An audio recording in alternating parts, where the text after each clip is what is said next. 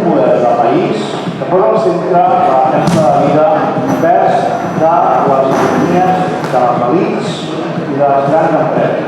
Ells són la força del canvi, ells són la força de la transformació dels pobles i les viles de la societat nacional. Que avançarem cap a l'alliberament nacional des de la llei occidental i la llei social.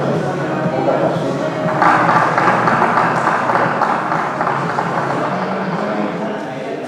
Les candidatures municipalistes per la CUP són un exemple de compromís apassionat per un projecte polític per portar a terme una transformació a l'abast. Tota aquesta gent que tenim al carrer... Què tal? Molt bona nit. Això, no? Sí? Què tal? Molt bon vespre a tothom. Moltíssimes gràcies per ser aquí en aquest acte electoral.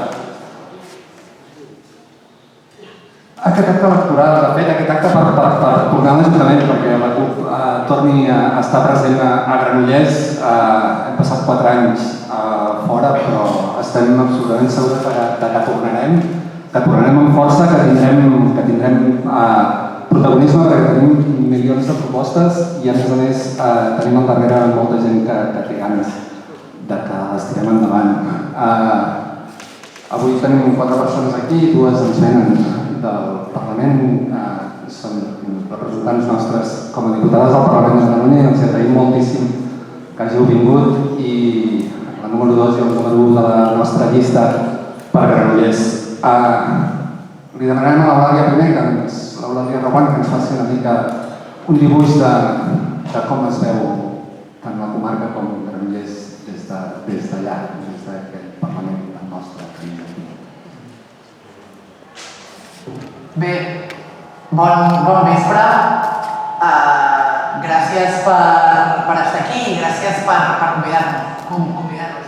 Jo entenc que he vingut a criticar Barcelona, com a barcelonina, i jo sí que alguns elements per posar una mica de context, és a dir, des de...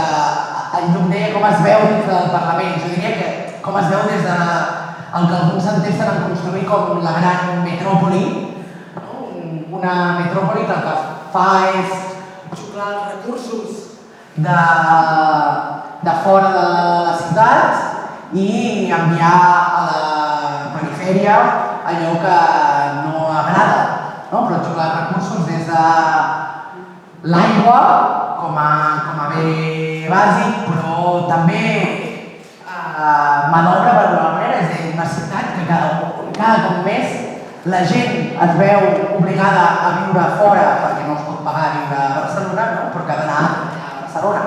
Fent qual que a Barcelona en els darrers 30 anys hi hagi un 30% de la població que hagi hagut de marxar, o dit d'una altra manera, un 30% de la població que sigui nova a Barcelona. És a dir, és un volum de gent que evidentment s'ha vist obligada a marxar, però que sí que després ha de venir a treballar molt sovint a Barcelona i per tant la gran metròpoli el que fa és tractar el que és l'entorn o les comarques de l'entorn, els municipis de l'entorn com a ciutats dormitori on no cal construir ni comunitat, ni vida, ni res que s'assembli.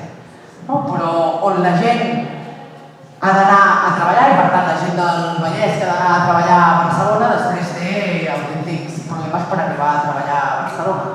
I en parlàvem ara fa una estona, ara tothom s'omple la boca de Rodalies. Tothom parla de la necessitat d'exigir les competències, la gestió de Rodalies. Sembla que se n'han recordat el darrer mes, si arriba, o els darrers 15 dies, perquè el problema de Rodalies no és nou. Vam veure com fa pocs dies afloraven o sortien a la llum pública les xifres de la quantitat d'incidències que existien a Rodalies, amb algunes línies amb més afectació que d'altres, però cada dia hi ha desenes d'incidències en els trens de Rodalies, però ningú s'havia preocupat o es preocupava per això, s'ha preocupat aquests dies.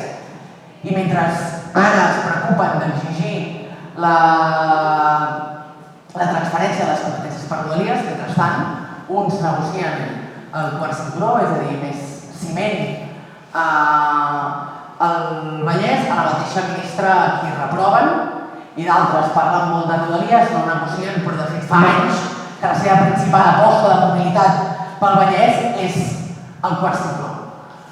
Però parlen molt de Rodalies des d'una lògica centralista de Barcelona, ningú posa sobre la taula la necessitat de connectar, per exemple, les 3 grans ciutats del Vallès amb transport públic en condicions, que Granollers, Sabadell i Terrassa tinguin problemes de connexió ferroviària o transport públic per altres Centelles demostra també una visió des de la gran metròpoli absolutament centralista. Podem parlar molt de sobirania o d'independència, però si reproduïm l'esquema que ha generat i que ha construït l'Estat al llarg dels anys amb un Madrid que ho xucla de tot i que és tot radial, que tot ha de passar per Madrid, però en el fons reproduïm el mateix esquema en Barcelona, on entre el Vallès i els vallesos no existeix connexió ferroviària, pràcticament no existeix, i tot passa per Barcelona. Per tant, la primera cosa seria dir que deixin de fer l'hipòcrita, si volen el quart cinturó, que defensin netament el quart cinturó, però que no utilitzin Rodalies o una necessitat bàsica per la gent treballadora del Vallès, i no només del Vallès, sinó de tot el país, per amagar els seus veritables interessos i que realment existeixi una aposta clara pel transport públic urbà i interurbà no només en les grans ciutats, sinó en una visió també de país. Però alhora, un altre element, i em talleu quan hagi d'acabar, és a dir, la gran metròpoli, com concep el Vallès, deia, el tema de ciutats dormitori, de transport i de ciment i obviar el transport públic, però també es converteix en un espai i sabem on s'impulsen grans o macroprojectes o alguns dels projectes que són o més especulatius o més contaminants o que en el fons responen menys als interessos de la gent del territori. En aquest cas em refereixo al circuit de Catalunya, un circuit de Catalunya on l'Ajuntament de Barcelona hi posa diners. Per tant, hi ha aquesta visió de la gran metròpoli on a mi a Barcelona m'interessa que existeixi aquest circuit. Ja em sembla bé que no estigui a Barcelona, sinó que estigui a un altre municipi, i alhora el circuit de Catalunya on hi ha una inversió pública escandalosa que és deficitari per si mateix. És a dir, si suméssim el que només es dona al circuit de Catalunya per als grans esdeveniments i la MotoGP, trobaríem que hi ha 7,9 milions a l'any per la Fórmula 1, més els 25 milions de dòlars l'any per l'operador privat de Liberty, que és qui opera la Fórmula 1, més 45 milions per MotoGP. Això és només la inversió pública per part de la Generalitat per aquests grans esdeveniments. Ara hi ha les obres previstes de la modificació del circuit i de certa ampliació del circuit vinculades al PDU, vinculades a tot el projecte especulatiu i de major inversió perquè més turistificació maquillat amb inversió perquè la indústria automobilística generi aquí també un pol empresarial, pensant amb aquesta idea de que el cotxe de combustió el substituirem automàticament per cotxe elèctric i ja està. Així hem solucionat el problema de l'emergència climàtica. A més, com deia, un circuit de Catalunya que cada any perd al voltant d'uns 10 milions d'euros i per tant cada any la Generalitat a final d'any executa l'aval econòmic per valor de 10 milions d'euros que li suma a la inversió que aquest any hi posa. Per tant, aquest és la visió que es té. I finalment, un incís que jo crec que en parlarem més, que té a veure amb la concepció també del territori. Jo deia, en tema de recursos, parlava de l'aigua. Ara, en un moment que parlem molt d'aigua i parlem molt de sequera, es converteix en indispensable també tenir una visió de país de com gastem l'aigua, de com redistribuïm l'aigua i com blindem que aquest bé comú sigui un bé comú al servei de totes i no al servei d'uns pocs. I això passa per tancar l'aixeta tot el que és la indústria turística, No és casual, i torno amb la concepció de la gran metròpoli, que a Barcelona no es plantegin restriccions d'aigua fins després que hagi passat l'estiu. No és casual, si sabem que un turista consumeix de mitjana 5 vegades més aigua que una veïna de la ciutat. Tots sabem que juliol i agost són els mesos més turístics, per tant ens esperem a setembre per aplicar restriccions en aquest sentit a les grans ciutats, mentre s'apliquen restriccions i es comença a tancar l'aixeta el que és el rec d'alimentació o ramaderia, o també es comencen a posar certes restriccions a certa indústria, a partir de que hi ha indústria que requereix de l'aigua, i indústria normalment està a l'entorn de la ciutat. Per tant, cal que en el debat sobre la sequera, més enllà d'abordar o d'estar contentes ara perquè aquests dies està plovent, que posem mirada a mig i llarg termini i que tinguem clar que l'aigua no pot estar al servei d'uns pocs, i això passa per el que deia de turisme, però també passa per començar a posar fre i plantar cara a un dels lobbies més importants pel que fa a l'aigua, que és Agbar, empresa privada que el 2022 va reconèixer, dic reconèixer perquè sovint els beneficis no es veuen tan clars en un compte de beneficis, però que com a mínim en el seu compte de beneficis parlava de 400 milions d'euros de beneficis al 2022. Agbar, que gestiona la pràctica totalitat de l'aigua al nostre país, i també aquí a Granollers, com sabeu perfectament vosaltres. Jo ho deixaria aquí. Moltes gràcies. Gràcies, Domènec.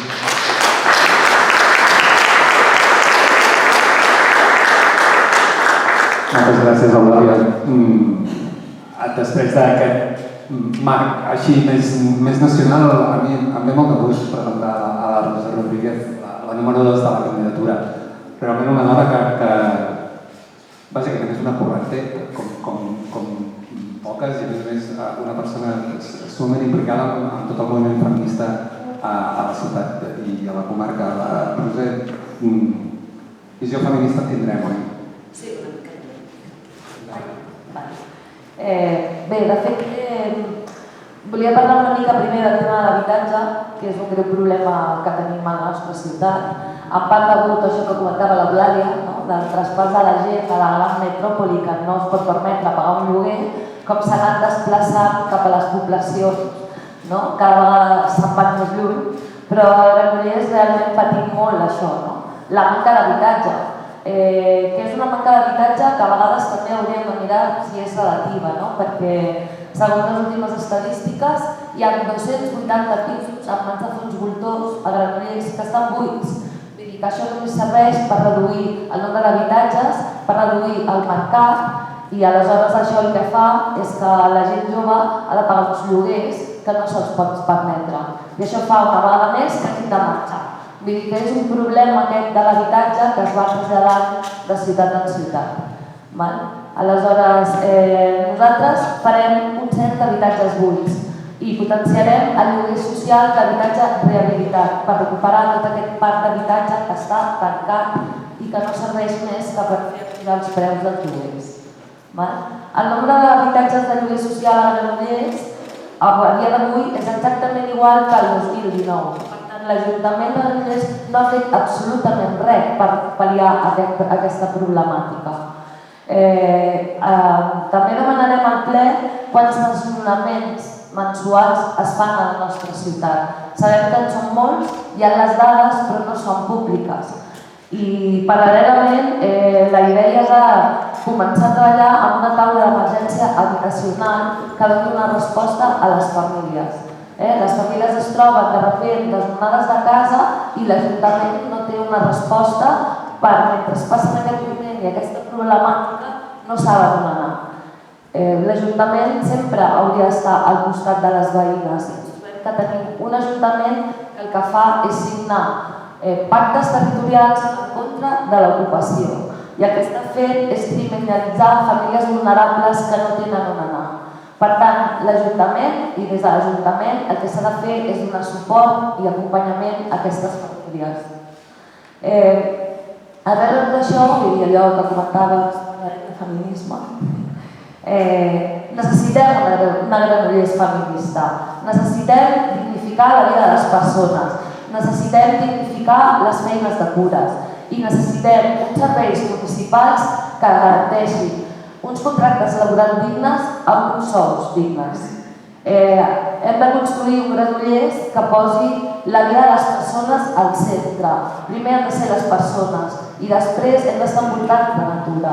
Tenim massa cotxe a la nostra ciutat i hem de buscar una solució per viure d'una manera més còmoda, una ciutat més habitable i més agradable per tothom. És important que treballem el tema de la necessitat de l'urbanisme en perspectiva de gènere. Un Granollers que sigui inclusiu i que sigui molt atent amb la diversitat i amb les vides de les persones. Hem de recuperar aquest espai públic que està ple de cotxes, que impedeix que la gent pugui socialitzar i construir comunitat. Hem d'enfortir molt més la vida als barris. Tenim un model de ciutat que es basa molt en el centre i ens oblidem que hi ha vides més enllà d'aquest espai petit que tenim al voltant. I, de fet, el que hem de fer moltíssim també és potenciar que a través de les associacions de veïns siguin espais de trobada, de crear xarxes, de crear comunitats i de que es puguin crear alternatives. Per tot això és evident que necessitem un urbanisme feminista per construir una ciutat habitable on la gent tingui ganes de quedar-se a viure i que ho pugui fer i que s'ho pugui permetre. Que aquesta elecció sigui lliure i que no se sentin expulsades d'una ciutat que cada vegada és més de pena.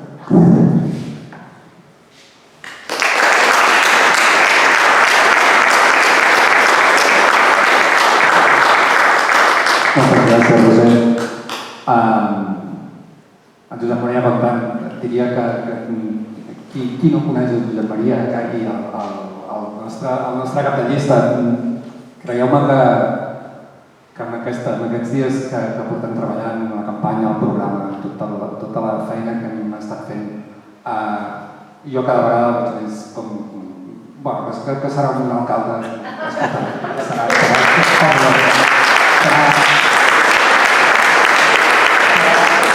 aquell alcalde que ens imaginem per Granollers sense cap mena de dubte. Josep Maria,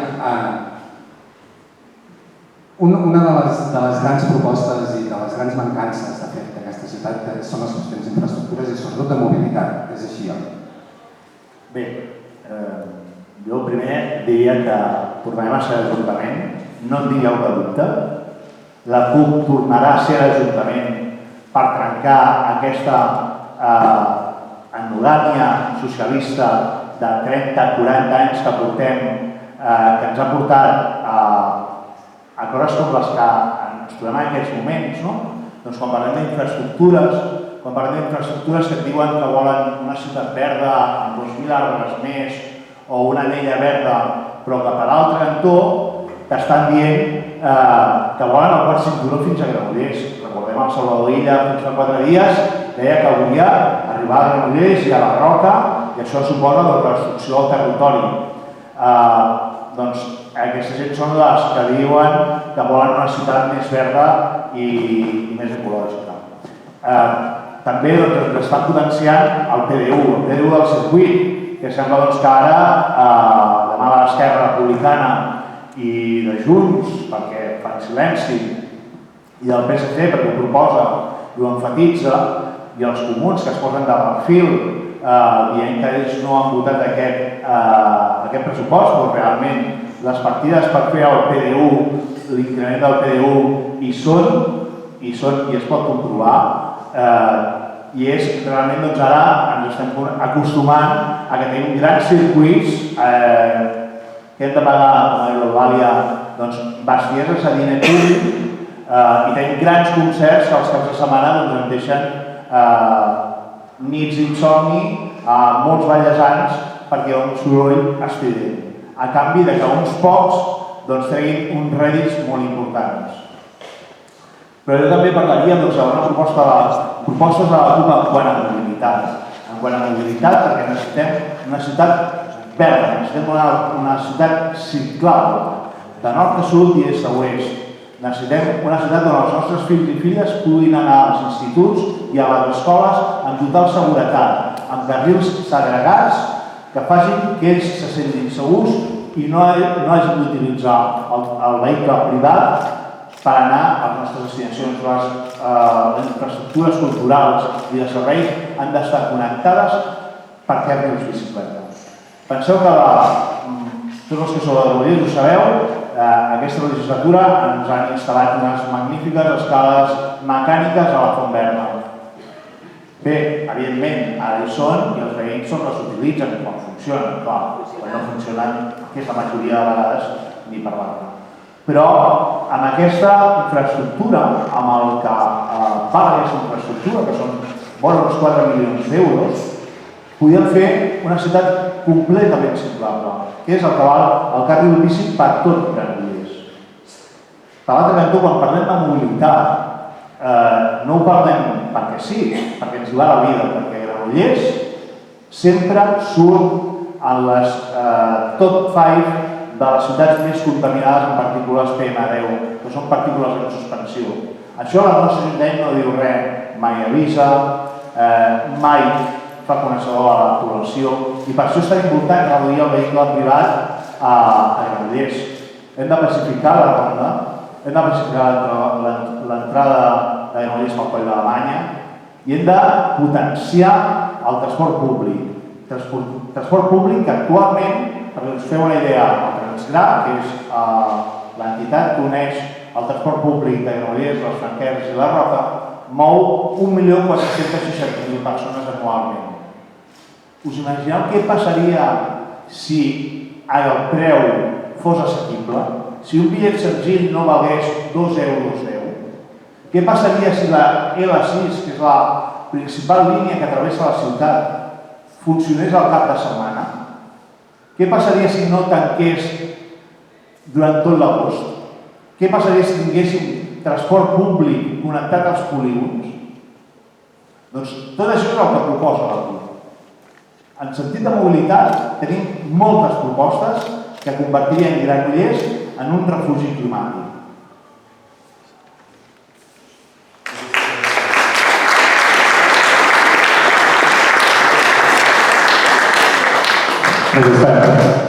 No volem deixar de gaudir d'un meravellós vídeo que s'ha fet des d'aquesta organització i que reflecteix les propostes en general que tots els països catalans portem a la CUP municipi a municipi.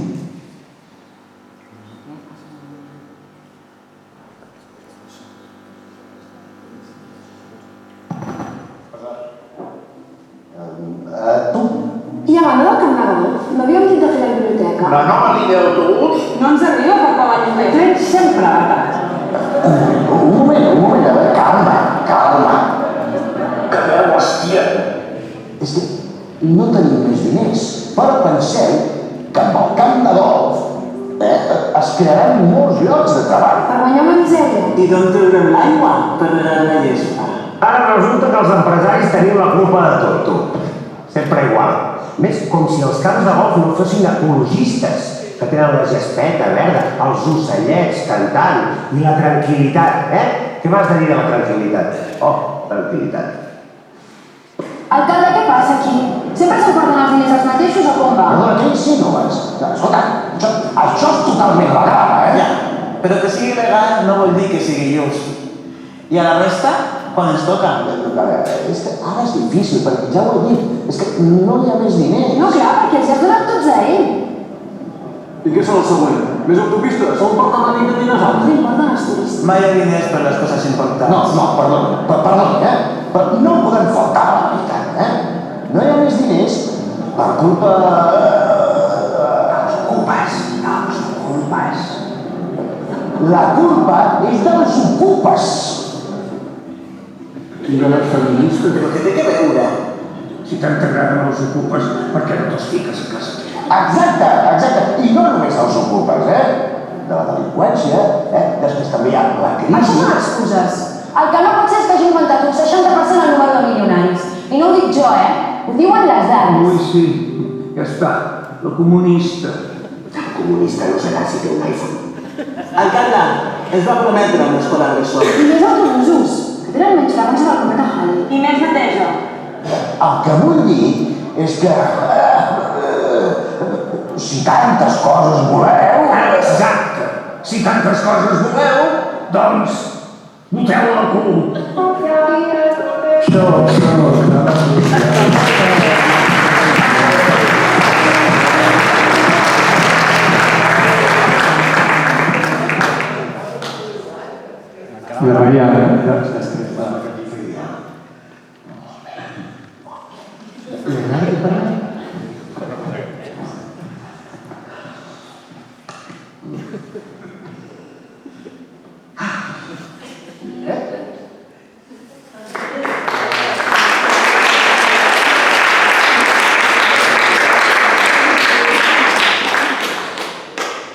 Després d'aquest petit intermitja, a mi també ens agradaria molt que parlessis sobre temes d'educació i de cultura, perquè realment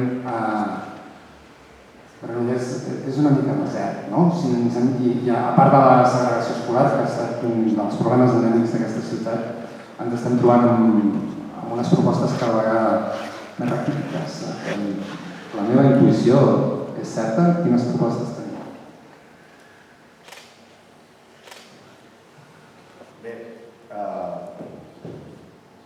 Quan parlem d'educació,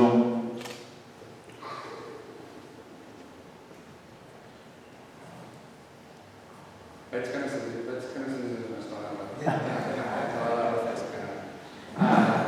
Fem una cosa.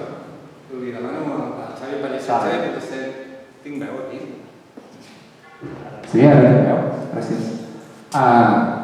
Et deixo que acabis de donar una volta a això, que sé que ho portes molt fort, però li donaré paraula al Xavi primer. Xavi Pellicer és un altre dels nostres diputats al Parlament de Catalunya. El Xavi fa moltíssims anys que està ficat en temes antirepressius i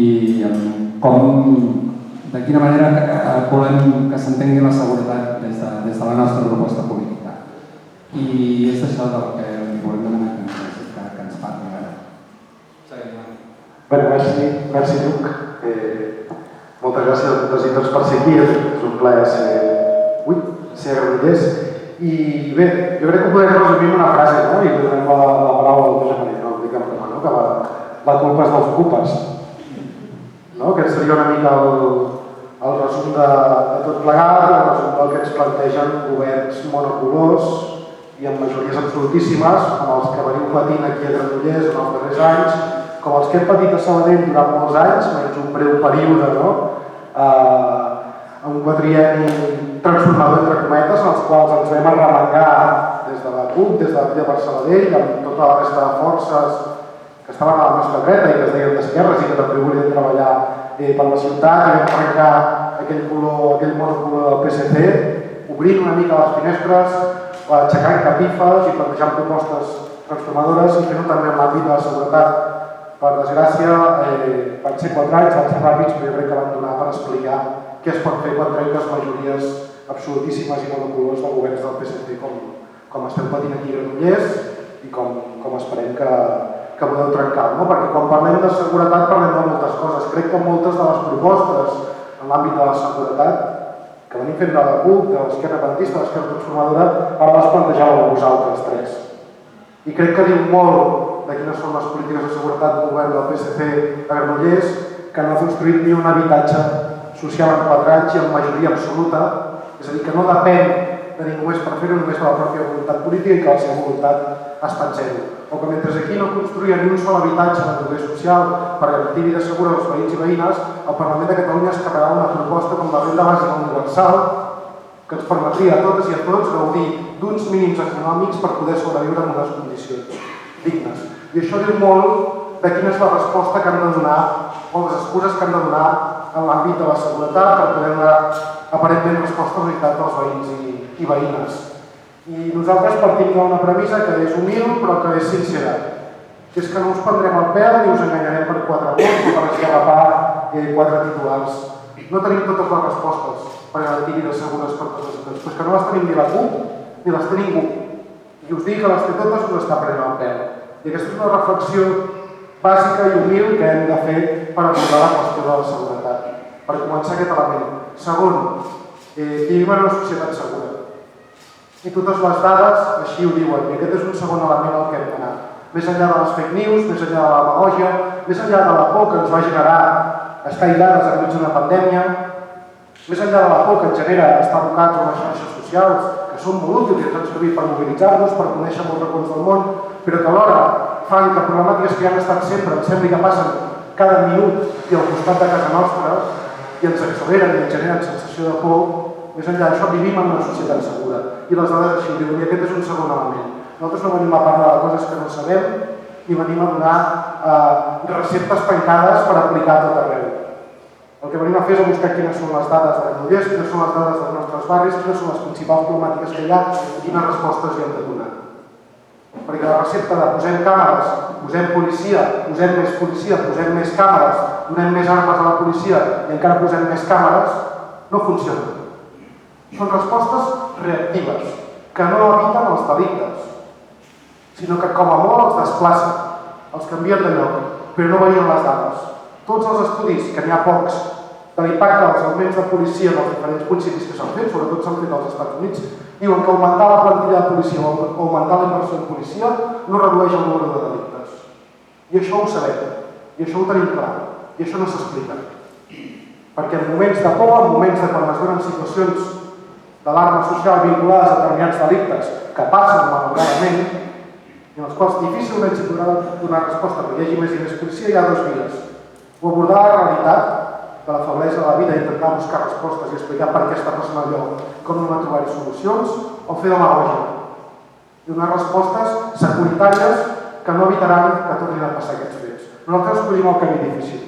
I ho fem humilment, i ho fem intentant no enganyar per 4 vots. I crec que aquest és un punt de partida i una reflexió inicial que fem. A partir d'aquí, tenim propostes? Clar que tenim propostes. El que no pot passar és que els plans de seguretat dels municipis els dissenyin empreses externalitzades que es dediquen al negoci de la seguretat, perquè no responen a la realitat dels veïns i veïnes, responen a la realitat de vendre més càmeres.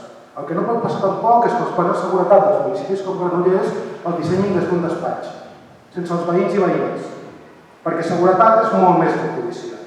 Seguretat és molt més que una sèrie de mesures, i seguretat és el que els veïns i veïnes de Granollers penseu que necessiteu per viure vides segures. En l'àmbit de les polítiques més concretes de seguretat i sortint del que són vides segures, que va molt més enllà de més policia, que vol dir habitatge digne, que vol dir barris dignes, que vol dir barris més nets, que vol dir pensar en mesures per tenir barris més nets i no tornar a renovar contractes externalitzats de neteja a empreses que no els interessa que els barris estiguin nets, que els interessa lucrar-se, que vol dir l'urbanisme al costat de la gent, que vol dir tota una sèrie d'elements que el que fan és generar comunitats. Perquè tot i que vivim en una societat segura, ens sentim molt insegurs i insegures. I és normal. I això arrenca, com parlàvem abans, en sortir d'una situació de pandèmia i d'aïllament social, en sortir d'uns barris en els que no coneixem els nostres veïns i veïnes, en canviar respecte als nostres avis i àvies, que ara tenim 10 habitatges diferents, amb l'edat de 40 anys hem passat per 10 llocs diferents, ens hem hagut de desplaçar forçosament perquè no podem pagar el lloguer no sabem quants cops, hem hagut de canviar de feina no sé quants cops perquè tenim feines precàries, i això ens genera inseguretat. I és inseguretat legítima, absolutament legítima, i modifica els nostres comportaments, i per tant no és subjectiu, té unes condicions objectives que el generen. I hem d'anar a abordar aquestes condicions. I si anem a mirar les dades, que és un element fonamental per saber què preocupa els veïns i veïnes i què necessiten, veiem que qui se sent més insegur a la nostra societat és la gent jove. La gent que físicament està més forta, la gent que té més capacitat de donar resposta a determinades situacions o agressions. Per què? Doncs perquè no és la gent que viu en una situació més precària. Per tant, si volem millorar les condicions o volem generar barris segurs i vides segures, el que hem de fer és anar treballant les condicions objectives de la gent i garantir-los vides dignes. I això a curt termini és complicat. Però ho hem de fer. I a més a curt termini tenim propostes, no només els plans de seguretat que els hem de dissenyar des dels veïns i veïnes i per totes i tots. S'ha acabat dissenyar la seguretat per 4 que manen, per 4 interessos concrets, o pels homes, blancs, fills, etc. prototípics, que és com estan dissenyats els models de seguretat actuals. S'ha de generar seguretat per tots els veïns i veïnes. I també s'ha de gestionar la policia. I amb això també ho hem d'abordar. Perquè el que no pot ser és que la policia sigui funcionaris que treballin a part de tota la resta. Són funcionaris com tota la resta. I hem de treballar per les ciutats com tota la resta. I el PSC en això també té un vici, També ho vam veure a Sabadell quan vam entrar a governar, que vam agafar precisament la policia local, que vam agafar des de la Crida per Sabadell, que és que teníem antidisturbis, que és que teníem una especialització en franquilladors, que és que teníem una brigada canina absolutament sobredimensionada i és que teníem una guàrdia pretoriana que es dedicava a protegir l'alcalde de Sabadell com si fos la persona amb més perill. I això eren diners, recursos i un model policial que no responia a les necessitats dels veïns i veïnes. I aquí també s'hi ha de treballar. El que vam fer va ser dissoldre els antidisturbis, el que vam fer va ser òbviament dissoldre una brigada de franquilladors, on s'és vist això, el que vam fer va ser racionalitzar els torns, però el que passava és que hi havia torns de nit absolutament sobredimensionats, en els quals els agents de policia es dedicaven a estar tancats a la comissaria i a fer cafès, etc. Per tant, de propostes a curt termini a propostes concretes també en tenim i també les podem treballar. No m'hi vull extendre, en tot cas el que sí que volia acabar dient és que el que segur que no és seguretat és dedicar la policia a perseguir l'independentisme. I aquí tenim l'Eduard, Pavllà, aquí tenim la Maria, aquí tenim el Pep, aquí tenim el Josep també, que estan en un procés judicial per precisament mobilitzar-se a les mobilitzacions per sentència de l'octubre del 2019, propostes, projectes de l'independentisme popular amb els quals seguim absolutament compromesos i compromeses, i el que no es pot tolerar és que s'utilitzi la policia, que s'utilitzin els Mossos d'Esquadra, que s'utilitzin les policies locals per fer persecució política a l'independentisme i a l'organització popular. Per tant, també volia aprofitar per mostrar-vos tot el suport, recordar que fa uns mesos vam estar aquí a la premsa precisament denunciant el vostre procés judicial i els dic que els hi tornarem a tots aquells agents dels Mossos d'Esquadra que van fer tots aquests atestats falsos i no només mostrar-vos el suport a vosaltres, sinó també a les 40 persones que també estan imputades en aquest cas per és un plaer ser aquí. Moltes gràcies.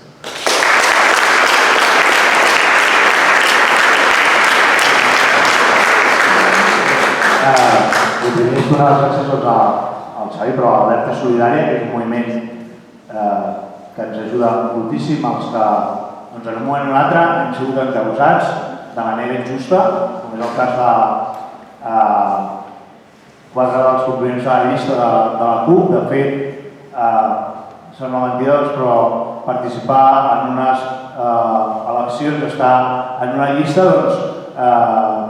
sense la CUP suposa aquests riscos, que acabis injustament encausat. Però bé, us volia parlar d'educació. Us volia parlar d'educació perquè a Granollers, evidentment, tenim un problema molt greu, un problema greu i persistent a la ciutat quan parlem d'educació. Parlo de segregació escolar. Segregació escolar que a Granollers existeix, que per part de l'equip de govern, de fet, fa una setmana en aquesta sala una exalcalde m'ho negava per activa i per passiva i em deia que en una escola privada hi havia molta diversitat. Aquesta va ser la seva resposta quan se li va dir que hi havia segregació escolar a la ciutat, que hi havia estudis que eren públics, independents, que no eren nostres i molt menys, sinó que era de la Fundació Bofill, que indicaven clarament que Granollers pateix segregació escolar, que hi ha escoles concertades, escoles públiques de primera i escoles públiques de segona. I això ho neguen. Però resulta que ells en són els responsables. Són els responsables directes perquè fa 30 anys que governen en aquesta ciutat. Per això, entre altres coses, cal un canvi de govern. I per això cal que la CUP sigui denunciant aquestes coses a l'Ajuntament. Cal revertir aquesta segregació escolar. La CUP aposta per l'escola pública 100% pública, integradora, feminista i en català. I en català perquè cal defensar amb ungles i dents el nostre sistema d'educació i d'immersió lingüística. Cal defensar l'escola catalana aquí i ara, perquè no ens podem permetre ni un pas més enrere. Estem retrocedint a marxes forçades i hem de ser nosaltres qui posem els punts sobre les is, qui diem que ja n'hi ha prou, que no pot ser que cada cop que algú a Madrid decideix, aquí retrocedem una passa amb la nostra educació, una passa a la immersió lingüística. Ja estem farts. No pot ser. Llavors, quan parlem d'educació, no només és això, sinó que podríem parlar d'altres coses, podríem parlar que tots els serveis que estan externalitzats actualment, com podria ser el menjador, podria ser la neteja, podien ser municipalitzats. De fet, la CUP proposa que es municipalitzin aquests serveis. Proposem, entre altres coses, que tot el menjar que arriba a les escoles dels nostres fills i filles a la ciutat siguin de proximitat, siguin de cultiu ecològic, de Palau, si pot ser. Aquesta és una manera d'empoderar a la ciutadania. És la manera que nosaltres proposem des de la CUP per millorar la nostra educació. Hem de fer un acompanyament a les famílies en tot el que fa referència als àmbits de coeducació i d'orientació. Aquestes són propostes que la CUP portarà a l'Ajuntament a partir del 28 de maig, perquè estem convençuts que tenim l'energia suficient com per tornar a ser l'Ajuntament, perquè amb vosaltres ho farem possible.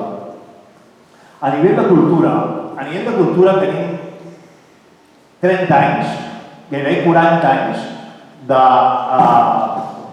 seguidisme socialista en aquesta ciutat. Sabeu què passa? Que és que no tenim el cul venut quan seure on volem. I en cultura això, desgraciadament, no passa tant. No passa tant perquè hi ha moltes entitats que van a veure què hi ha de moment. I això ho hem de canviar, perquè la frase famosa del nostre exalcalde era "vine als fets que en parlarem". D'això ja n'hi ha prou. Amb la CUP ha de canviar. No pot ser que continuem amb aquest clientelisme de la menjadora, constant i absolutament agraviós. Hem de trencar-ho. Hem de trencar-ho i la CUP hi és per trencar aquest model de subvencionisme per subvencionisme. La CUP proposa, entre altres coses, que hi hagi una biblioteca no al centre de la ciutat, com proposa el PSC, com no, tot al centre, sinó al nord de la ciutat, perquè està realment precaritzada en aquest sentit. Només té un centre cívic i cal que si hem de polaritzar la ciutat a nivell de cultura, separem-la, disgreguem-la, obrim-la, posem una nova biblioteca al nord de la ciutat. Hem de fer una tarifa perquè tothom tingui accés a la cultura. No només aquells que poden disposar de diners, no només aquelles classes mitjanes i que tenen capacitat econòmica puguin arribar a la cultura. Hem de fer un tarifari per tothom, perquè tothom pugui arribar a la cultura. No pot ser que hi hagi nens i nenes de diferents barris que no coneguin la Capçada. I us ho dic molt en sèrio, jo no m'ho creia. Us ho poden explicar professors del Ballera, us ho poden explicar professors de Can Gili. Diuen, no quedem a la Capçada perquè els nens no sabem com anar-hi. Quedem al centre i llavors ja us acompanyareu vosaltres. L'altre dia, quan parlàvem d'educació, parlàvem amb un professor de l'institut i em deia, no m'ho acabo de creure. Com pot ser que Esquerra Republicana, el senyor Cambray, estigui abocant a totes les classes mitjanes d'aquest país a tornar a l'escola privada o a l'escola concertada. Està desmuntant l'escola pública i això la CUP ho ha de revertir. L'Ajuntament ho ha de revertir perquè tenim les eines possibles. Encara que ens trobem amb un govern de la Generalitat que fa coses tan aberrants com la que ens està passant a l'educació. Tenim mestres, m'explicava el mestre, ahir diu, em passo de les meves, no diré 8 hores perquè mai em faig 8, em faig 12 o 14 diàries, i els meus companys de llista ho saben i m'ho diuen, dic, quan s'acaba la meva feina m'he de corregir, perquè la meva feina moltes vegades ja no és ni donant classes, és per als serveis socials, és per acompanyar aquests nanos a altres punts de la ciutat perquè no tenen qui els acompanyi. Doncs aquestes són coses que la CUP ha de revertir i intentar revertir a partir del 28 de maig. No ho sé, tenim, per exemple, cultura i tenim el motor de la ciutat, que és el museu. Moltes vegades passem per davant que sembla com si fos una façana inert. Està al centre de la ciutat i no hi entrem perquè no crida, perquè no funciona com hauria de funcionar. Necessitem un museu i una cultura potent a Granollers, vinculada, per exemple, a la cultura popular.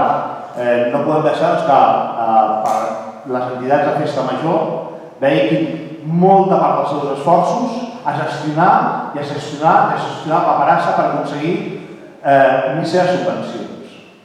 Això ho hem de revertir i des de l'Ajuntament es pot revertir. Nosaltres som capaços i ho veureu a partir del 28 de maig.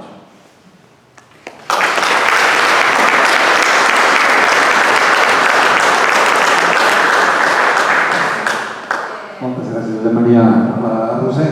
Sí, no, vull dir que sobre el tema dels menjadors escolars que ha fet el Josep Maria, en el programa portem una proposta que crec que és com molt engrescadora i que està molt bé. I és el fet aquest que els menjadors escolars de les escoles bressol i de les escoles municipals s'abasteixin des de Palou. Seria una bona manera de poder fer un canvi de model cap a l'agroecologia, de donar suport als petits productors del nostre voltant i alhora crear uns hàbits saludables en l'alimentació dels nostres infants. Apostem moltíssim perquè es presenti el sòl fèrtil que tenim al voltant de la nostra ciutat. És una bona manera de preservar-lo de l'especulació urbanística i de l'espoli que patim constantment amb les grans macroinfraestructures, amb la possibilitat de construir més pisos, de més vivendes. Hem d'intentar que això no passi i sobretot és superimportant també el fet que des de l'Ajuntament es donin opcions a donar suport a l'agroecologia a través dels menjadors escolars, però també amb la construcció de mercats municipals on es pugui vendre producte de proximitat, agroecològic i de qualitat. Tenim un mercat de Sant Miquel tancat fa moltíssims anys. Tornem a dir que Granollers és un gran centre comercial a l'aire lliure.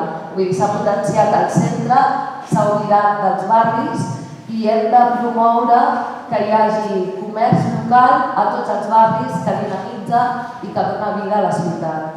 Hem de ser capaços de revertir aquesta situació i sobretot hem d'anar a fer un canvi de model econòmic de producció i des de l'Ajuntament és superimportant donar suport, donar ajudes i donar tot el que necessiti per les cooperatives, per les idees i per les propostes que hi hagi per revitalitzar aquesta ciutat. I res més.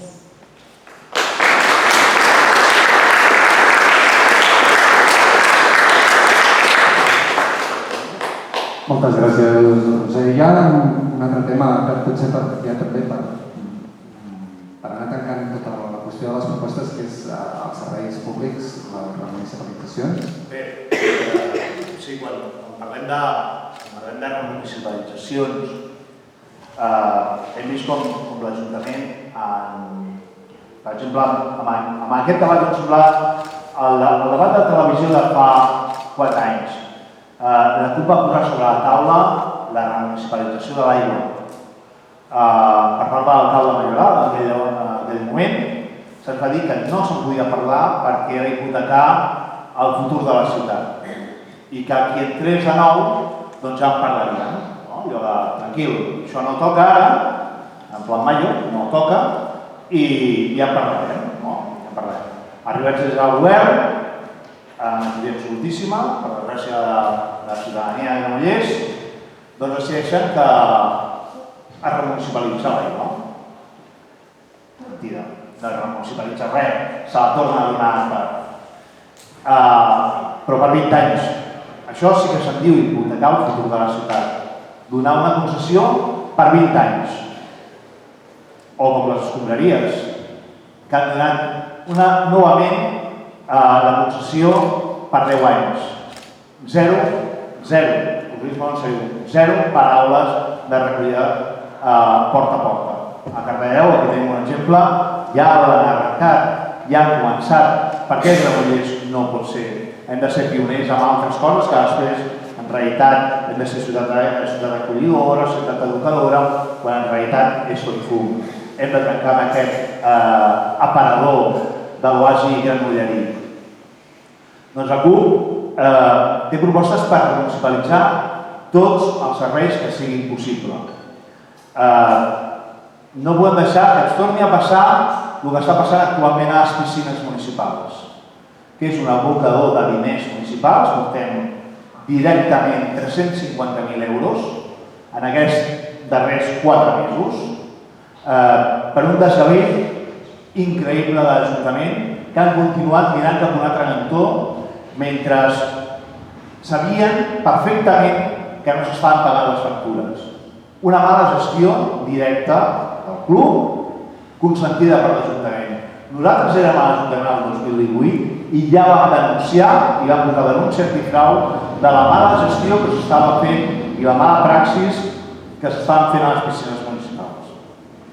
Per això la CUP hi ha de ser, per això la CUP hi és, per denunciar aquest tipus de males praxis, per tornar a remunicipalitzar els serveis i que la gent es pugui empoderar, que la ciutadania s'empoderi d'aquests serveis. Quan parlem, per exemple, d'un servei d'assistència domiciliària, un servei molt precaritzat. Tenim exemples com Cardedeu, com Sant Hilari, de Sacalm, que ja tenen aquest servei remunicipalitzat.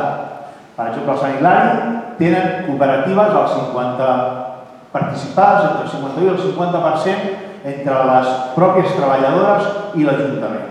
Per què això no pot passar aquí? Senzillament perquè no hi ha voluntat política del PSC. Per aquesta i per altres dinàmiques les hem de trencar, per això hi hem de ser-hi.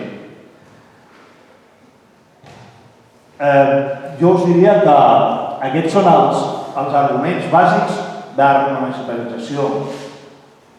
Aigua, llum, escombraries, però tants altres. Estem parlant del tanatori, per exemple, estem parlant dels serveis al SAT. Tots aquests serveis són els que des de l'Ajuntament podem decidir. Hem de decidir què volem fer amb ells. L'Ajuntament, quan nosaltres hem presentat a la taula a l'aigua aquesta darrera legislatura, se'ns ha posat tot tipus d'entrebancs perquè no arribessin a les 5.000 signatures. Ho sabeu, molts de vosaltres hi vau participar d'una manera o una altra. Doncs així estem, amb un Ajuntament que diu que són molt participatius, però que a l'hora de la veritat l'únic que fan és posar traves. Penseu que per recollir les signatures havíem de tenir molts més requisits que per presentar una ILP al Parlament Europeu. Per això una idea. I aquesta és la manera que té de participació l'Ajuntament de Granollers. I aquestes són les coses que la CUP pot revertir a partir del 28 de maig.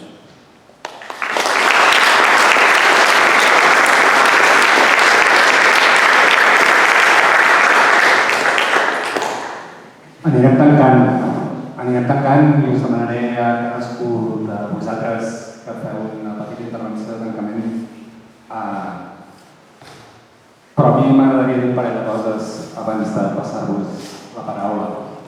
La primera, que hi hagi gent que tingui ganes de treballar pel bé comú i de presentar-se davant de totes nosaltres per dir estem disposades a treballar i estem disposades a lluitar per allò que creiem i per la manera com creiem que s'han de gestionar els pobles i les ciutats d'aquest país. D'entrada, el que ens hauria de fer és treure'ns el barret i no en tinc, però no trec i us dono les gràcies infinites perquè us hàgiu posat aquí davant. I la segona cosa, la proposta Copaire no és una proposta que surt com un model. És una proposta que veu d'una història d'un país i que la gent que estem aquí som només aquella petita baula d'una cadena que segurament enllaçarà d'aquí uns quants anys amb tota gent que està per venir o que ja ara mateix està despertant políticament. I crec que hem de ser conscients d'això. Hem de ser molt conscients que tenim una història al darrere, que arrosseguem unes idees que s'han construït al llarg de molt temps i de moltes persones que s'hi han deixat la pell i que nosaltres ens hi deixem la pell perquè en vindran al darrere que també estaran lluitant. Us demano, sisplau, que anem tancant aquest acte. Xavi, com ho veus? Doncs moltes gràcies. Lluc, treballem quasi cada dia junts i et veig aquí parlant en públic i no et reconec, Hòstia, brutal. És el coordinador de l'oficina tècnica parlamentària, és un plaer veure'ns dia a dia i donem bastanta feina, no? Entrant preguntes sempre a interior i tocant els nassos a tort i a dret, però bueno, Dit això, i anant per feina i parlant del cap. Vinga, va, som. Mirava els resultats de les últimes eleccions i no sé, jo que els volia posar a deures. Imagineu que per 50 vots no traieu el segon regidor a Granollers i el PSC té majoria absoluta. Imagineu totes aquelles persones a les que us ha fet mandra trucar-les, enviar-los un passat, un missatge, quedar amb elles per fer una birra, quedar amb elles per sopar, quedar amb elles per fer un cafè, remotivar-les perquè estaven actives el 15, el 16, el 17 i després, com tothom, es va pillar la depressió, la ressaca i la duresa de veure que ho teníem a tocar i que no vam arribar i que ens toca picar pedra durant molts més anys, tot i que ja sabíem que seria més complicat que allò de la llei, però que hi érem a prop, doncs no us deixeu escapar tota aquesta gent, perquè com us trobeu que el proper 29 de maig només en tenim un i per 50 vots no tenim el segon i se'l queda el maleït PSC que porta no sé quants anys governant a Granollers amb majoria absoluta, doncs tocarà esperar 4 anys més com a mínim per votar, per seguir lluitant, això és dia a dia. Per tant, a donar-vos les gràcies a tots i totes per ser aquí i animar-vos a que d'aquí al 28 hi foteu canya, us arremangueu, com s'està arremangant aquí dalt, allà darrere i a tot arreu i aconseguiu que per 50 vots traiem si no el segon, el tercer i li fotem en l'aire la majoria absoluta a aquests cortijos del PSC que tenen a Pedro del Vallès. Així que molts ànims i molta força.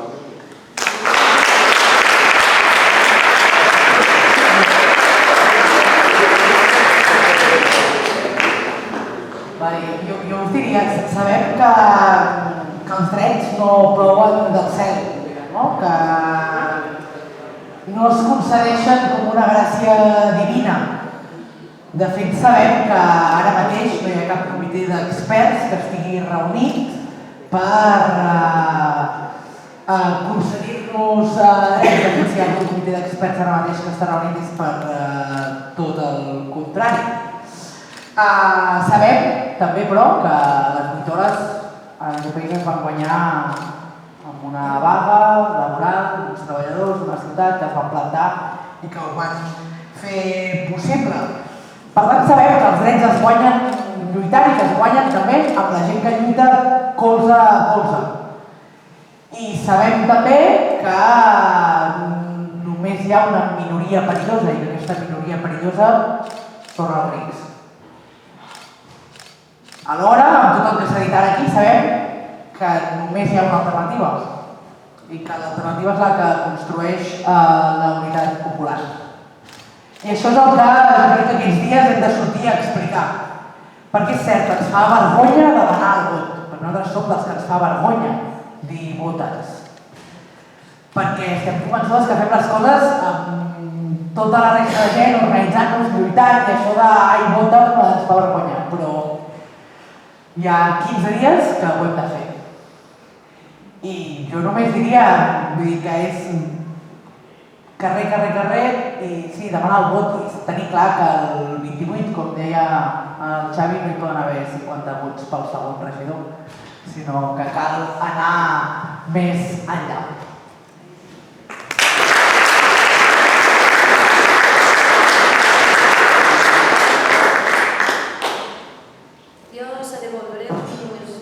Gràcies a totes per haver vingut i sobretot és com ahir, acabant de preparar una mica tot el tema, vaig revisar el programa electoral que hem fet amb reunions, amb assemblees obertes, amb molts col·lectius, amb molta gent que s'ha implicat, que ens ha portat idees, gent que ha revisat el programa, gent que ens ha ajudat a construir aquesta proposta municipalista i trencadora, jo crec, no?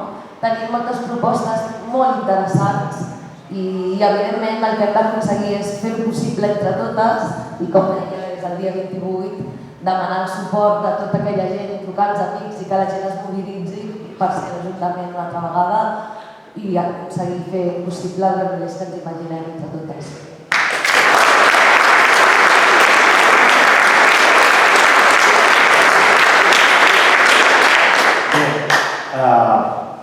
Em sembla que ja acabarem perquè, en fi, la CUP de Granollers som dels irreductibles.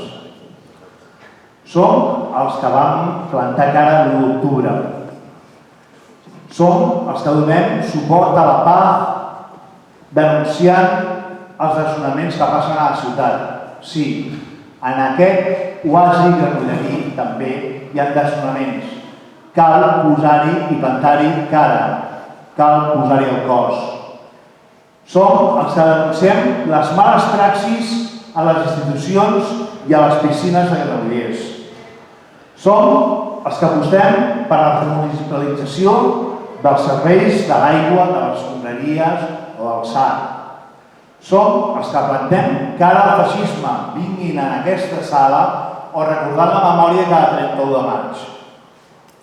Som els que defensem el català i la independència dels països catalans des dels ajuntaments i per això hem acordat fer nostres les propostes tant d'ANC com d'OMIN com d'altres col·lectius del moviment independentista. En definitiva, ho volem tot. Ho volem tot. Volem educació, volem sanitat i volem viure bé. Per què no ho diu? Però és que és de sentit comú, no? Doncs va, el 28 de maig tornem a trencar-ho i a matar-ho.